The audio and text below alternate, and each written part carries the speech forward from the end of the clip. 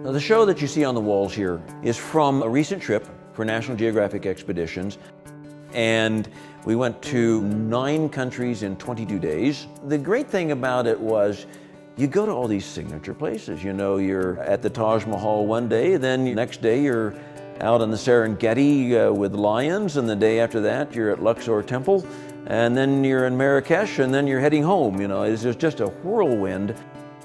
The show opens over here on this wall at Machu Picchu in Peru and goes on down the wall to Easter Island, to Australia, Samoa, Cambodia, to Angkor Wat, on to the Taj Mahal in India, the Serengeti, Egypt, Marrakesh, and home.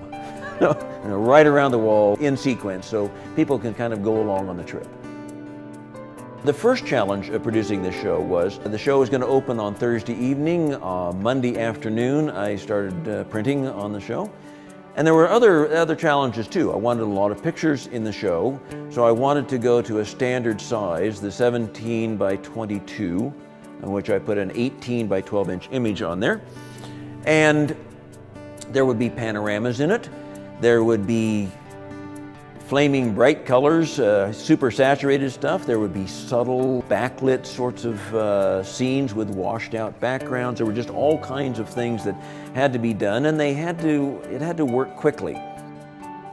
We have been in Small World printing everything on our Epson 9800, which has served us wonderfully. We've since upgraded to the 9900, which gives us this huge color gamut, as well as, you know, the sharpness and the subtlety of gradations, and everything is just spectacular. But for this show, I also then wanted to have the convenience and speed of sheet feeding with all the image quality that came out of the 9900. So that made the 4900 the logical choice. It sits right next to my desk. I can sit there and spew prints out about as fast as I can run them through the computer, and it just stick in the roll paper and print the 17-inch wide panoramas. It was amazingly quick. On this show, we're really lucky to have exhibition fiber, because I remember in the old black and white days printing on double weight glossy dried matte, and you got this wonderful surface texture and the substance of the print, and that's what exhibition fiber delivers. Now, on this show, we were extra lucky because there is now exhibition fiber in roll paper. That meant that I could print the panoramas on the same paper, straight out of the same printer, seamlessly. The other great thing about the 4900 is, while I print almost everything on exhibition fiber, there are times when I want to print on other papers, like fine art papers. And the 4900 lets us do that without wasting time and ink, pulling out cartridges to go from the PK inks to the matte inks for the black. It goes very quickly, it automatically makes the transition, and it's a piece of cake. We can use high-speed printing all the time. There's no compromise in using high-speed printing and the printhead printing on both passes, and it really means that it prints faster. I would sit there, and as fast as I could get the next file done, the print would be out and the printer would be waiting for me, ready to go. I was glad to see that the 4900 has the UltraChrome HDR ink set. Same ink set that's over in the 9900, so we get exactly the same quality between the two printers.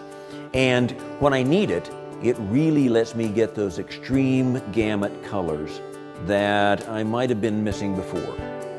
The extreme gamut, you won't use it all the time, you won't see it all the time, but there were images in this show where I could see it. The greens at Machu Picchu, or the greens in the picture from the rainforest in Australia, the reds of that Maasai tribesman and the Serengeti, those reds were just almost fluorescent. This gets a little geeky. What I discovered on this thing is it's also got something called a TFP, thin film piezo printhead. Now, I don't know how they do it. What it has to do with is how accurately you deliver those little ink drops. Extremely accurately at high speed if you're going to really render detail. And one place I could see that was at that panorama of the souk in Marrakesh, which is an image just full of lots of detail in there. If you don't do all of that well, then the visceral quality of the print goes away. I can't tell you how many hours, days, years, or decades I spent in a darkroom trying to get the kind of tonality that I can get out of one of these black and white prints straight through the advanced black and white mode. I mean, those prints on the wall were first-time prints. And you get this incredible creamy tonality that still has all of the guts and rich, deep blacks that you expect in the very best black and white prints. Even the little LCD display on it.